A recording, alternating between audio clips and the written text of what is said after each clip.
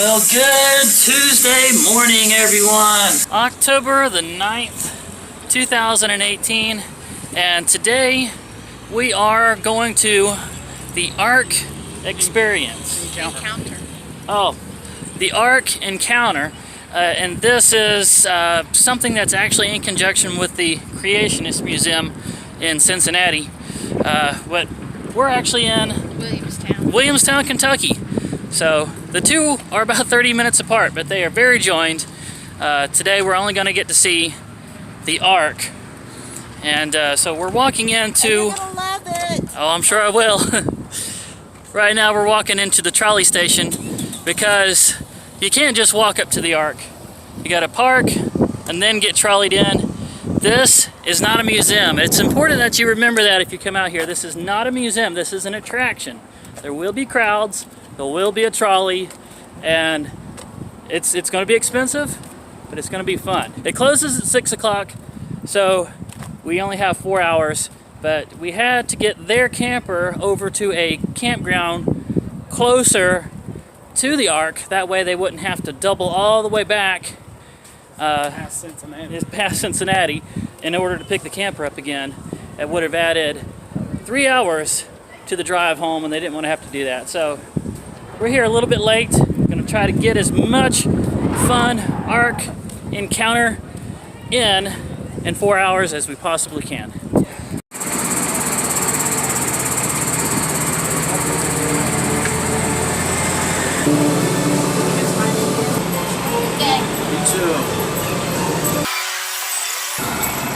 And there it is, the Ark. Okay, we're through the ticket booth, the trolley, and I've even bought a season pass because of all the times I passed through Kentucky and Ohio on my way to Indiana. It doesn't make any sense not just pay for the annual pass, as I'm going to be able to come back to the Creation Museum and the Ark as well. Anyway, we are now standing underneath the immensity of the bow of the Ark. But we're not going in there first. It's about 2:20 now, and we have not eaten since a bowl of cereal earlier this morning. So instead, we are going to this actually reasonably priced buffet right outside the Ark. Looks like it's called the Zara's Buffet. Okay, just going into the dining area of the buffet, we've got this parade of wildlife.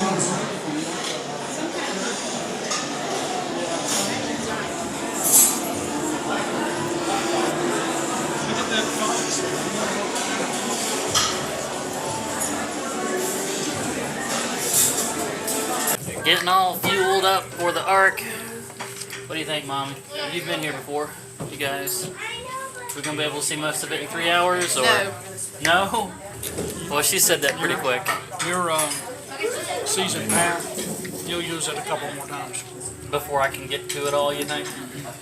Must be pretty immense in there. You don't understand. The top floor of the thing is still empty. They're still putting stuff in it. There's over 1 million square foot of space inside there.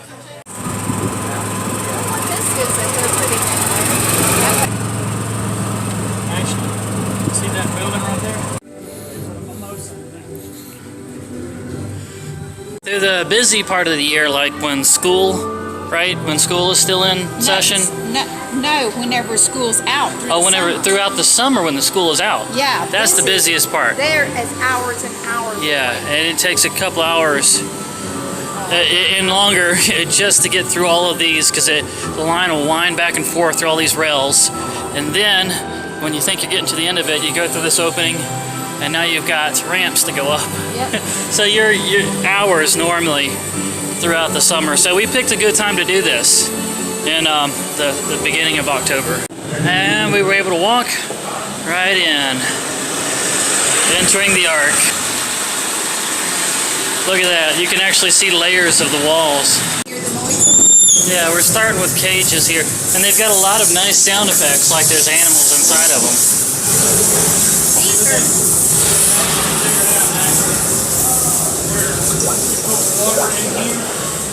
Yeah. It stays full And this goes down into the water here, so it don't drip. It don't just empty out. They just keep filling it up to this hole right here. They just need to come by and dump water into that hole. And then put food in the Food on the other side. There you go. You know, some people believe that that God put most of the animals in a hibernation state. Go down and shoot. Okay. Shovel it out. Oh, okay. It keeps going down and on into troughs, and all these were containers for animals. Okay. They have water collection systems on the roof. Water collection systems. That makes sense.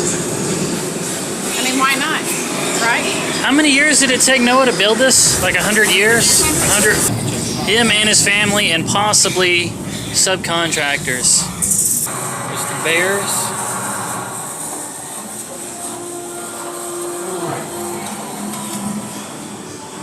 On this side, you'll actually see some actual dinosaurs. Like this one looks like a stegosaurus. And then further on, we've got some that look like the pterodons. An assumption that I've heard a lot is that Christians completely deny the existence of dinosaurs. But there's enough evidence of dinosaurs. If we deny the existence of them, we'd be about as bad as flat earthers. It's actually not true. We do believe that there were dinosaurs, but they were not quite as prolific as claimed, and that the world was a very, very different place before the flood. According to Bible records, people were living close to 1,000 years old before the flood, and so we believe that the world was a very different place, and all the water that hit the earth during the flood was actually still in the stratosphere, and it was creating a barrier that allowed for animals and plants to grow larger and flourish better, thus the dinosaurs and humans living to be 900 years old. So after the flood, humans live at the most 100 years. Animals do not grow as large, and everything that was there before is very buried, and trying to make an account of the history before the flood is a very unexact science at best. And so we do believe in dinosaurs, but very different way. So a few more animals. Remember, this is pre-flood history, pre-flood animals. Before the continents were divided, before all the water that was protecting us in the stratosphere fell to Earth, before humans were separated by language barriers, and when animals could grow to be hundreds of feet tall, this was the kind of animals that would fly around during that time.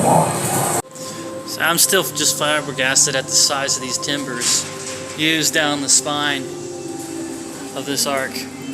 Local timbers. So that was a tree. That's a tree right there with the bark pulled off of it. That's what that is. That's amazing. Okay. It says each deck is engineered to account for the following needs: sensible division of labor, time-saving mechanical processes, effective ventilation and waste removal, and strategic placement of food and water. Here's a really good shot down the spine.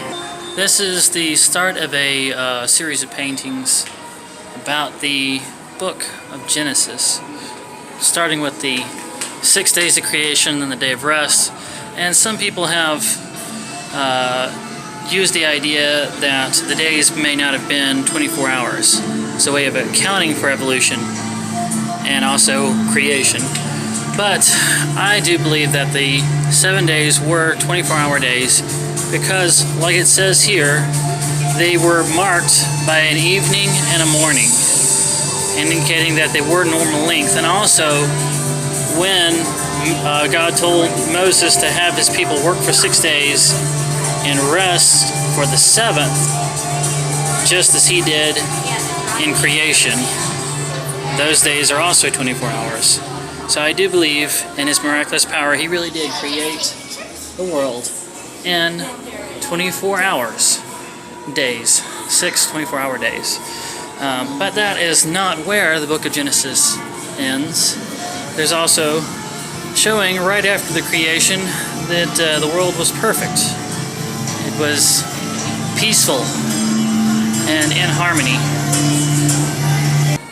So the idea of improvement or advancement through conflict, I believe, is a bunch of hooey. I believe that humans were meant to live in peace and harmony, and we are struggling to find our way back to the inside of the garden as we were meant to live. The book of Genesis goes through also the rebellion, which was, of course, the eating of the tree, knowledge of good and evil. They don't know what fruit it was, so it's depicted sometimes as apples, but it could be anything. But that was the rebellion, the betrayal that made us fall from grace and still pay the price, even till today. So, because the rebellion, the disobedience, called for a death, instead of humans having to die right at that point, they had to use animals as stand-ins, at least for a while. They go on through the banishment from the garden, the angel standing guard at the gate, not allowing them back in. These are really some well-done illustrations. You really feel the dejectedness as they have to leave. And then their first two sons, one of them kills the other in perpetuation of the sin that Adam started when he ate that fruit. But then Genesis goes on because mankind was able to continue to repopulate and to multiply. So you have civilization, the start of polygamy, the invention of music. These are all accounted for in different passages of Genesis, the first book of the Bible. Metalworking, and even giants coming in. And Goliath was one of those giants. So when a lot of people say that giants were a thing of myth, of legend, that didn't really exist, they did, in fact, exist, even though there hasn't been any real archaeological proof of them yet. They did exist, as the Bible says that they did. Violence and conflict just continued to amplify and ramp up with the way humans just kept falling further and further away from their Creator. And it got to the point where the sins of man pretty much grieved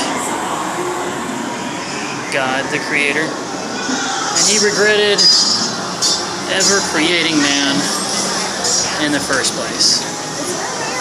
And you see all the riotousness, the things that devolved into over time: blood, violence, idolatry. And so He wiped them all out and started over with Noah's family. And that is where the story of the flood comes in, and the ark that we are standing in now. You know, I just actually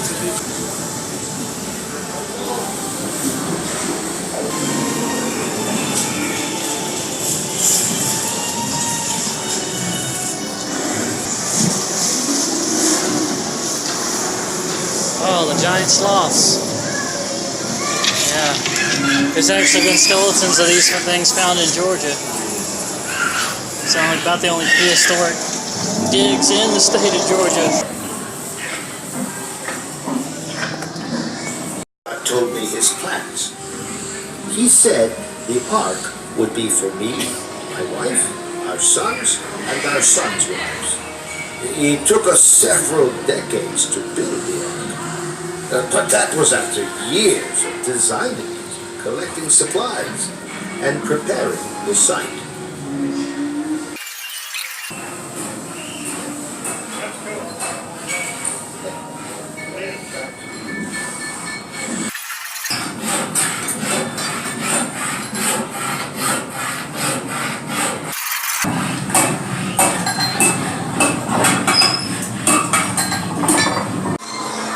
This room right here is dedicated to illustrating the fairy telling or the cutification of the Ark, which in the Bible was a very serious story about God's judgment.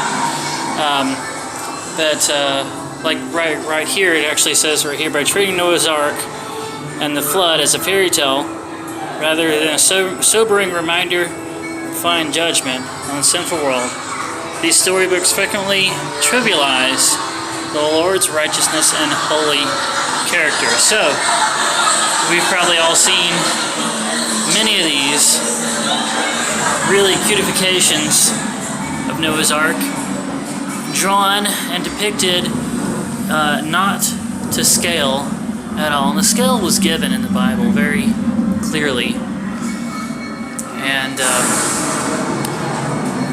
And so their argument here is, I mean, while a lot of these were made with good intentions, when you make it into a fairy tale and you put it in that realm, and as it says on this plaque, if I can convince you that the flood is not real, I can convince you that heaven and hell are not real. What it says right here, do you believe in fairy tales? Christians do.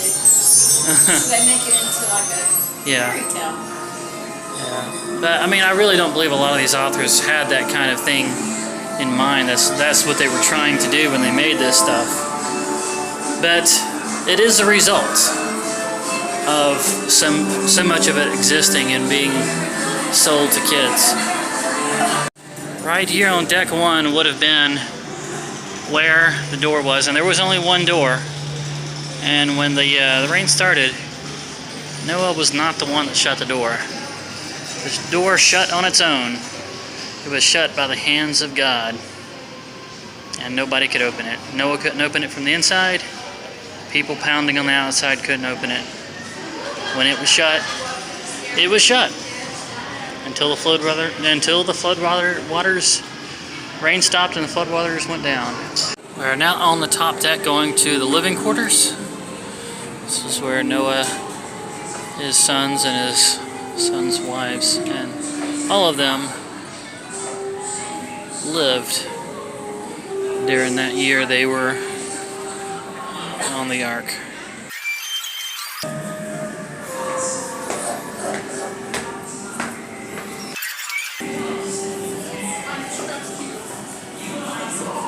Look at that.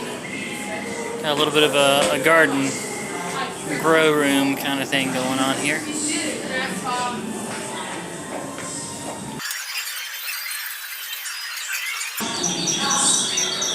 There's Noah up there catching a stray bird. Oh wait. Oh, that's the pigeon, a homing pigeon, I think. Came back with the olive branch in its mouth. Well, the Ark closes at 6. It is 5:54 right now. And we've been shooed out. We had to take the elevator out because they closed off all the ramps. So we spent every single minute in the Ark that we possibly could. And I still, like they told me, did not get to see all of it. So gonna have to take advantage of the annual pass and come back here again. Have a good one, sir. Just got off the trolley, back in the parking lot. About to make our way back to the campsite. If you guys like this, please don't forget to hit that like button. Leave comments, subscribe if you haven't already, and hit the bell icon to start receiving notifications. I will see you again in the next video. Bye.